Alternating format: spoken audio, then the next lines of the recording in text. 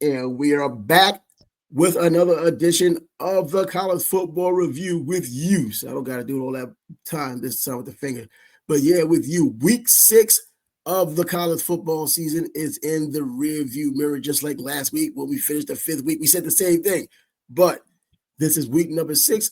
A lot more games going on. The season is progressing, so more important games are now on the slate. Some of the sexier games earlier this season came and went. It kept the excitement. It held the place until we got to this point of watching games that are significant. And now you can see the teams kind of positioning themselves for the new expanded CFP standings. 12 teams this time around. I'm Trav. That's Dime Ski. He's with me. Dime Ski.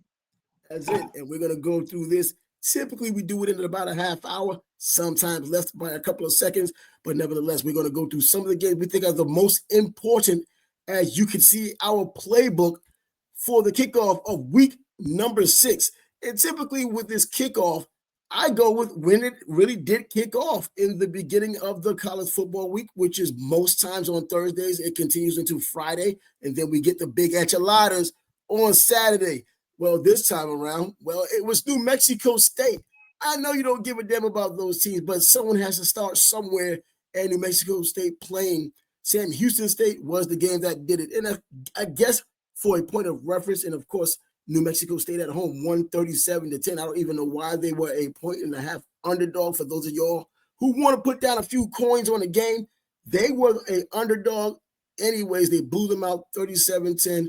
And Diego Pavia, now that you know his name, came for New Mexico State. And if you watched anything with college football dealing with Diego Pavia, you would know that as well, because they're talking about him and New Mexico State ad nauseum, even though he's playing for Vanderbilt. And we'll get to that in a moment, because Vanderbilt did have their rematch with Alabama in Tuscaloosa this time from last year's game when they upset Alabama in Nashville, tore down the goalpost, and moved on. But this week, let's start it off with these big kicking games, the monkey wrench games. And what I mean by a monkey wrench in this case, UCLA ambushes Penn State on the West Coast. Penn State loses to UCLA. Yes, they did. UCLA 30, Penn State 24. Drew Allah, 137 yards, steady, but not enough. And Dante Moore, which is in the running for the Heisman, 3 TDs, his arm lit up a path to victory. Penn State's 276 total yards felt like a whisper in the storm.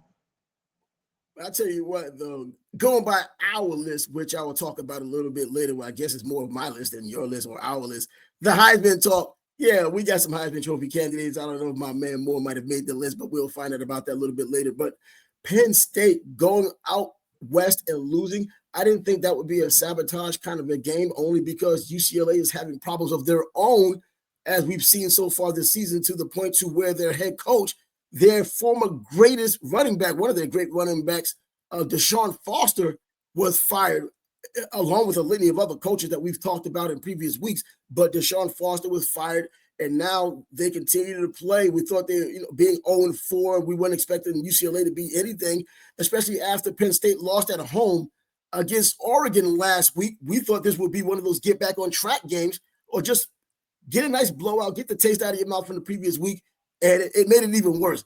Drew Allar, if you watched me often or watch this show often or me anywhere else, Drew Allar is one of those people that I specifically target as not being one of those great quarterbacks they're trying to make him out to be, only because he's about 6'5". He meets the prototype of what they want as a quarterback, and he just hasn't done it on the field. This is just another example of them not getting it done on the field. And because of that loss, which is their second consecutive loss, they're not even in the AP top 25 anymore. Yeah, they that loss was embarrassing, 42-37, and Penn State playoff hopes look about dead now, and you hear like fire James Franklin chants even in opposing stadiums, so it's not looking good for Penn State. So it's not looking good for them moving forward in terms of trying to be something significant, getting into the tournament, even with the expanded format. James Franklin, no one's really talked about him so much lately because he did come from Vanderbilt, so you weren't expecting a whole lot. but he coached and has coached well at Penn State, last year, got them into the playoffs as well. But I think the ride may be over to this extent. I don't know what had gone wrong outside of Drew Allard not being the quarterback they need for him to be at this moment.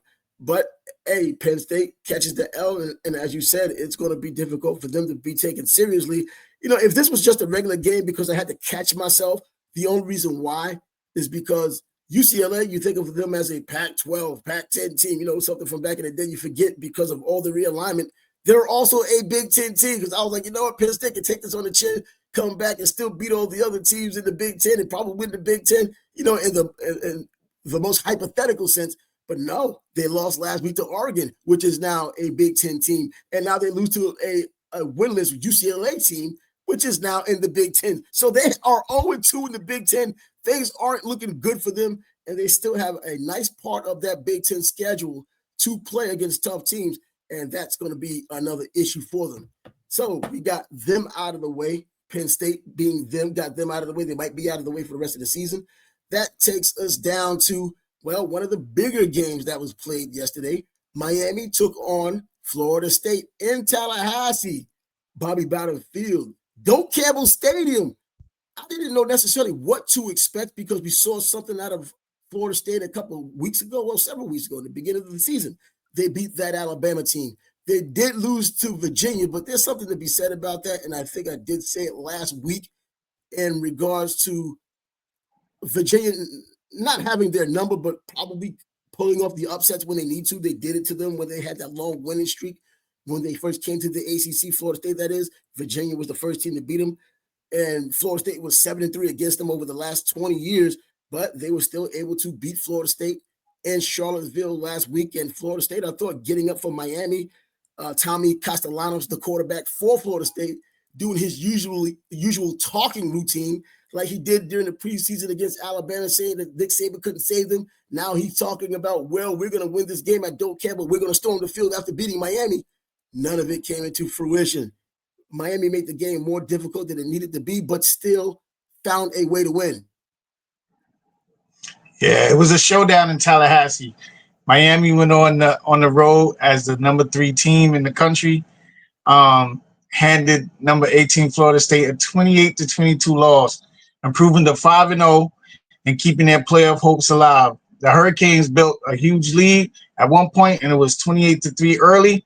And in the fourth quarter, thanks to the quarterback, Carson Beck, who threw for 4 touchdowns, and wideout Malachi Tony, who had over 100 yards and 2 scores. So they went in there and took care of business in the state of Florida for the Battle of Florida. Yep, and Miami is now the champions of the state of Florida. I know you still have UCF, you have the University of South Florida, but Miami beat them too. So they did beat them. They beat Florida and Florida State. UCF is incidental. They lost to freaking Kansas at home in Orlando. They don't even count right now. FIU and FAU, kind of the same. But in any event, this Miami team, and I tell you, being a Miami Hurricane fan for as long as I've been, way over 40 years, it's crazy. I'm dating myself, but nevertheless, this is easily the best Canes team I've seen in years. And I'm talking about going back to their championship year of 2001 or their almost championship year of 2002. Talent-wise, I don't think it's up there with that team, but in terms of the way they execute the game plan, the dominance they're showing, these teams that they're playing seem like they don't have a chance in the early going until Miami gets a little lackadaisical and they allow them to come back towards the end of the game, which they've done on a couple of occasions now with Florida State, with Florida. They didn't do it with USF, but the teams that do have the talent they have or recruit the type of players they recruit, that seems to be what they're doing. And another thing I wanted to bring up, and I know people who may listen to this or see this may not think it's the right thing to say, Carson Beck, looking at the numbers, of course, it looked like a spectacular day, but watching the game, man, I'm still not sold on this guy as being the top quarterback in the country or even among the top quarterbacks in the country. The numbers are there. Everything you need in terms of optics, looking at the numbers are there, but the optics of watching how it happens just aren't there for me. He's not reading defenses and picking people apart. He's dumping the ball off, or in that case with Malachi Tony hitting the seam with a dynamic, the best true freshman or even freshman for that matter in the country this year, Malachi Tony, just coming out of high school, 17 years old, you're dumping it to him. You're throwing things up, jump ball, 50% balls up there with C.J. Daniels, and he's making the big plays. and he's getting the touchdowns because of it. Now, that was a great throw made, but it was off of a gimmick play. You know, whether it's a flea flicker or something that's deceptive, football is deceptive. But when you look at a bona fide trick play and you're making your bones on that, that's kind of like an anomaly. That's not something you can expect every week. And Carson Beck, I don't think the coaches really trust him as much as they may say, because when you watch the games, when it's on the line, they're not letting him throw those intermediate passes or those deep passes. They're going back to the bubble screens. They're going to the hitches. They're doing those high percentage passes and hoping that the athletes that he has, which are excellent athletes, make the rest of the plays happen. Carson Beck, I don't want to beat on a dead horse on an undefeated team, but God, man, this is something that's been in my craw for a minute, and even going back to Georgia. And it hurts me more than most because he's a Jacksonville guy. I watched him play in high school. He won a state championship here. Bro, I rock with all of my Jacksonville dudes, even most Florida guys, but Jacksonville in particular, I just don't see that, man. He came back to college football to help his draft status like Cam Ward before him, coming out of Washington State, then going to Miami, becoming the number one pick overall. Carson Beck is not going to be a number one pick overall. Obviously, I don't think he's going to be a first rounder. It'll be hard pressed for him to even be a second rounder based on what I see. Hopefully things change. Maybe they do trust him more to pick teams apart, and you can see that the talent is there and that the team that needs him when it really counts against these real stud teams in the future, he can get the job done and probably lead Miami to that 6th national championship, which should have been the 7th, as you all know, with that Ohio State nonsense back in 2002 in the Fiesta Bowl. Terry Porter throwing the late flag about an hour after the game. Nevertheless, I digress. But yeah, I had to put that out there about the Canes. Yeah, but you know that game, Miami 38, Florida State 30. I mean, Carson Beck, like you said, you know, the press is probably what's going to help him get a good thing, because if you read the press, they'll say, you know, he ate up FSU with surgical precision, you know, slicing through the Seminoles defense like a blade through mist. They'll hype him up because they won. So I mean, but like you said, if you go to the draft, once he goes through all the things that a quarterback has to go through to reveal, where he'll place in the draft. But like you said, right now he's looking good. They got him looking good. So he did his thing in the game and came back with the win for the showdown and the Sunshine Showdown. See, I don't want to nitpick. It just brings me to nitpicking, or it comes across as nitpicking. Even as far as them saying going into this season, or even when the season had started and the team is playing extremely well, especially the defense. Absolutely, that defense is phenomenal. They talk about he's only lost 3 games. That shows you how great of a player he is. And I've constantly talked about, I've watched several of his games. I mean, so many, more than half of his games, probably 3/4 of his games, even when he was at Georgia, now here in Miami. And I'm thinking that in those 3 losses, in some of these games, he's played better in the losses than he's played in the wins. So you can't really just look at numbers and just come to the conclusion that this is how good he is because of this. No, I've seen enough, and I'm hoping things do get better, because I'm still believing it for people who can be honest with themselves, especially Canes fans, and they see how these yards are gotten and they see how he's reading the defense or lack thereof. They'll come to the conclusion. I'm hoping things do get better. I know people will get upset about hearing that, especially Canes fans with an undefeated team. This has been a long time coming, but everything seems to be on the same page now. The offensive line is one of the best in the country. The defensive line is certainly one of the best in the country. Everything with this team so far is just at the quarterback. I'm just thinking of that day when those top teams, whether about, I don't know, Ohio State or an Oregon or even an Ole Miss now, steps to the plate and they're able to stop him passing the ball, and you can just focus on stopping the run. He can't win the game for you. I don't think he can, but we'll have to find out. That's to be determined. And what else is to be determined is, I was just talking about, I believe a little bit earlier, Diego Pavia. I mentioned him only because of the New Mexico State game that was played with Sam Houston in the beginning of the show, to start off the kickoff the week 6 of college football. Well, Alabama got their revenge against Vandy this time. No surprises. They knew Diego Pavia. The game started off well for him, but as the time went on, the talent was showing for Alabama. And I tell you, a new Heisman Trophy candidate that I threw in there last week based on his performance against Georgia, Ty Simpson showed up again, and I think this isn't fool's gold. And I know it's against Vanderbilt, but don't think about Vanderbilt, the name. Think about Vanderbilt, the team that's a lot different than Vanderbilt teams of the past. 1984 was the last time Vanderbilt had beaten Alabama up until this point, until last year. Now they had a chance to do it again, but Bama took care of business.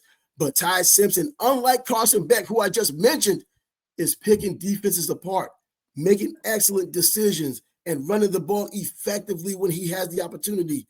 And I think Bama now is in the driver's seat with a quarterback who can get it done. And as long as Ty Simpson stays healthy, I believe Alabama can do a lot of the things that Nick Saban had them doing, with the exception of having that stout defense. But some defense is better than no defense when you have a guy like Ty Simpson.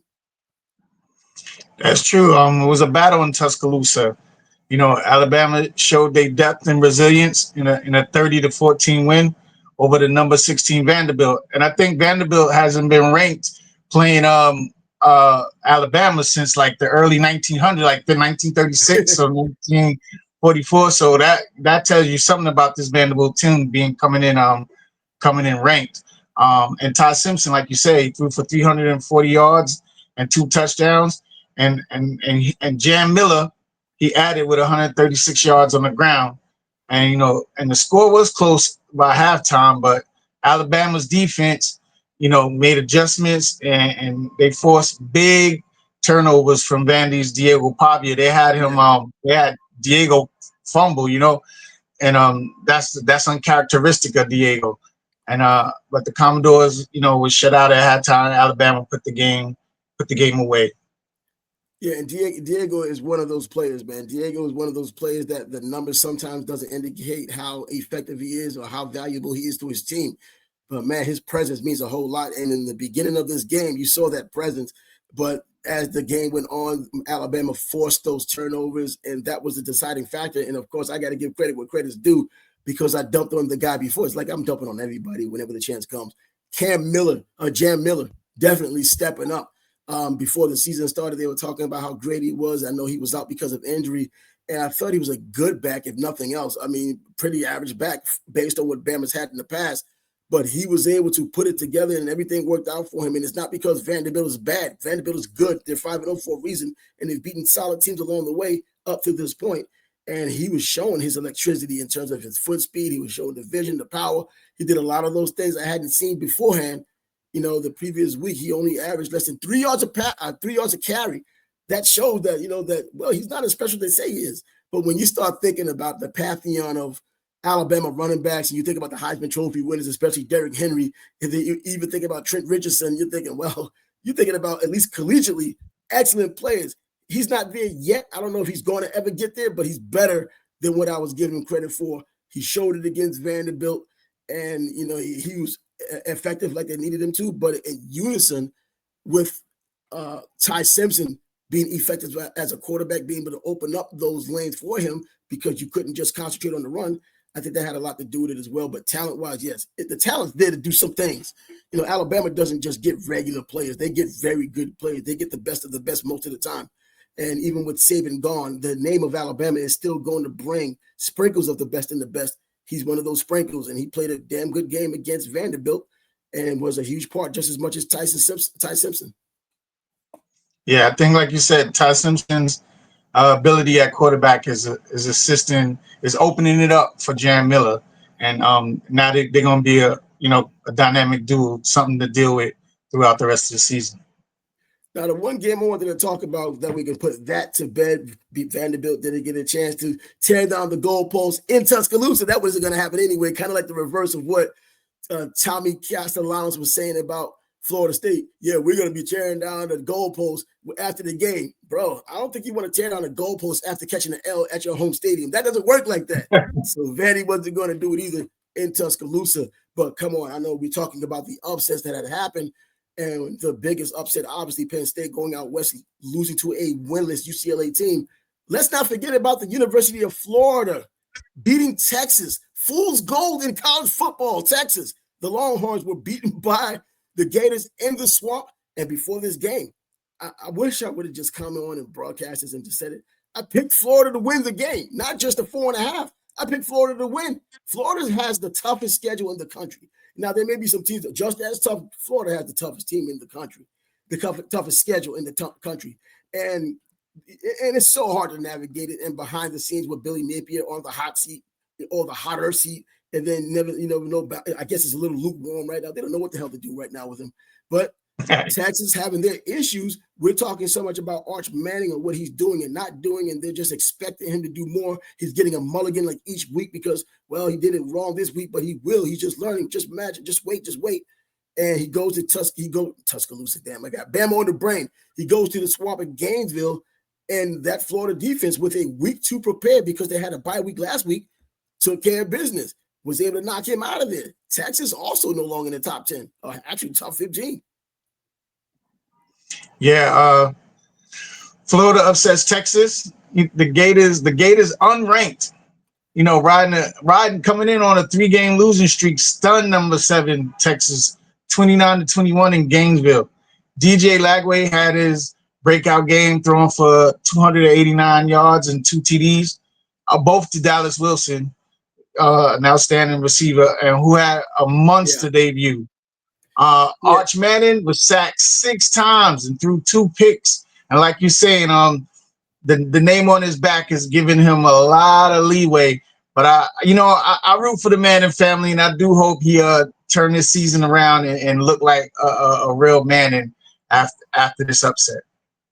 I was just thinking about what about this scenario of Steve Sarkisian, the coach of Texas, going into the portal to replace Arch Manning. Typically, when things don't go your way, it's the player who's leaving. How about bringing another quarterback and have him compete against Arch Manning so we can definitively see if this player is better than him, and then just making him the starter? Of course, that will cause so much turmoil everywhere. You just can't do that to a Manning, regardless of how badly he's playing. And he's been playing poorly.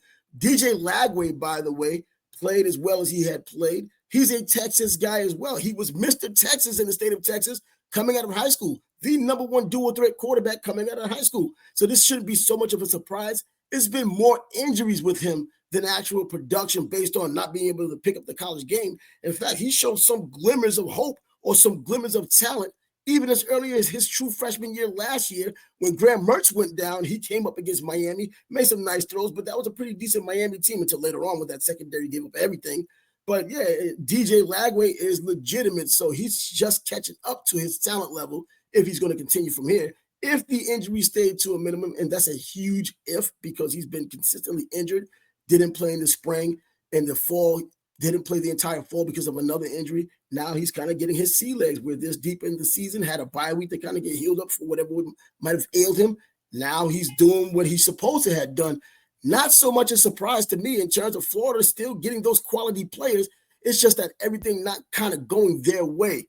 Billy Napier on the hot seat, as I already said. Is this going to save his job? Yeah. I don't even know that. He still has the Georgia game to play, and luckily for him, Georgia isn't special as they've been in previous years. They're just a good team, and because of this is probably the momentum that Florida needs and the confidence that they need at home beating the team like Texas, even though Arch Manning has been a mess all season. But, bro, psychologically for kids who are 18, 19, 20 years old, that could matter a hell of a lot, and it could help going into Jacksonville, here in Jacksonville, playing against the Georgia Bulldogs when they get a chance.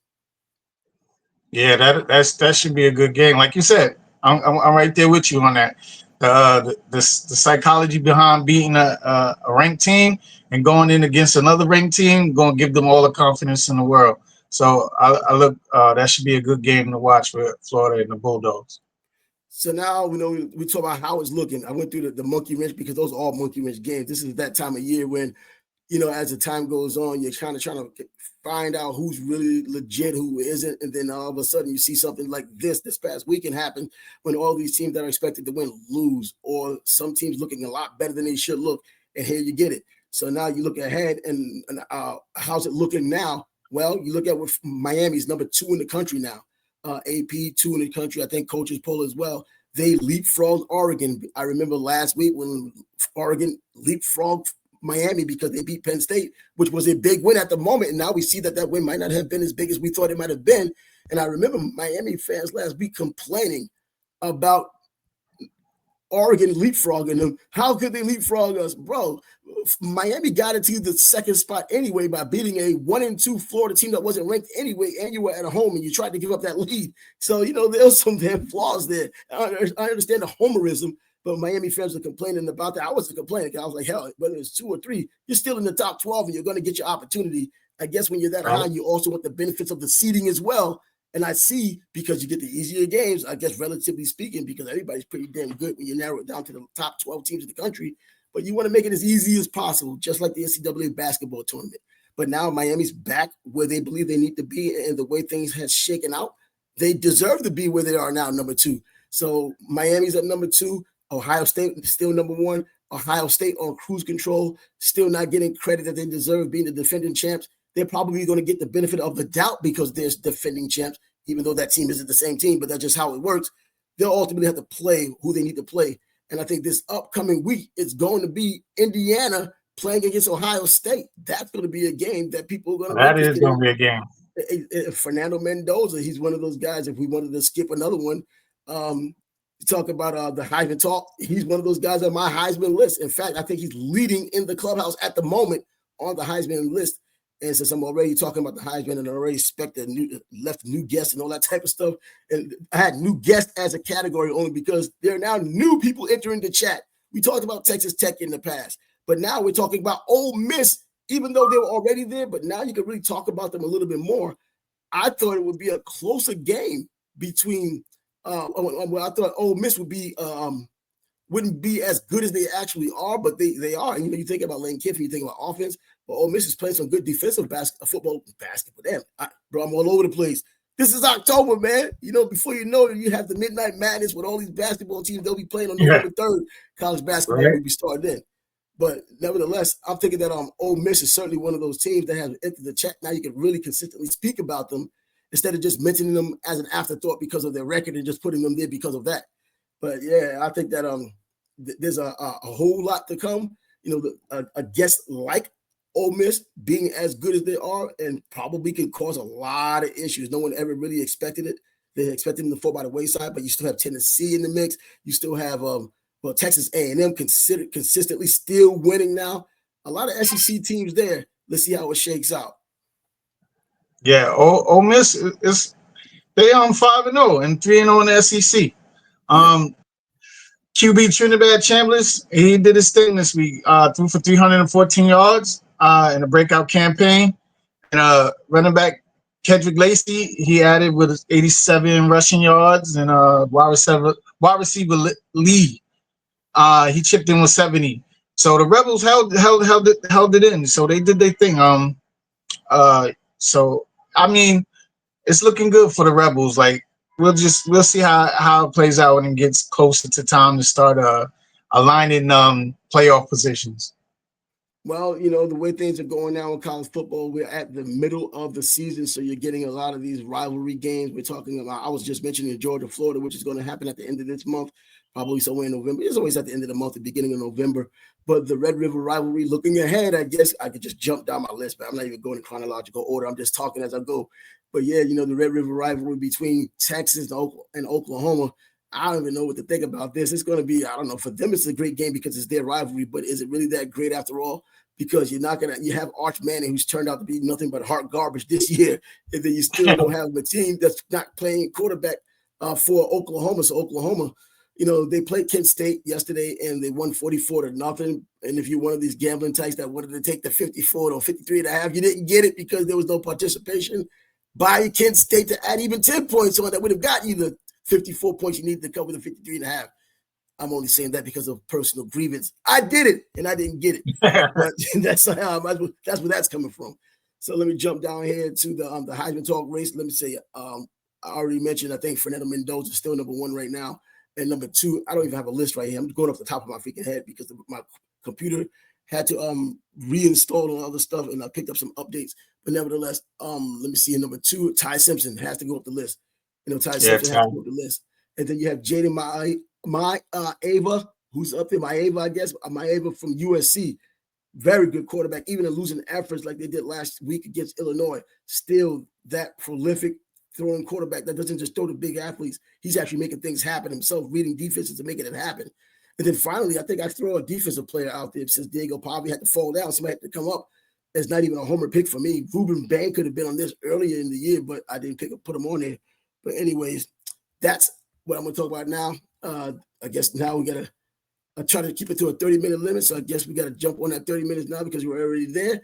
Let's close this down. He's Dimesky, I'm Trav, and the College Football Review with you. Week number 6 is now in the books. We'll come back next week with week number 7, giving you the good, the bad, the ugly, and more ugly if needed. Later.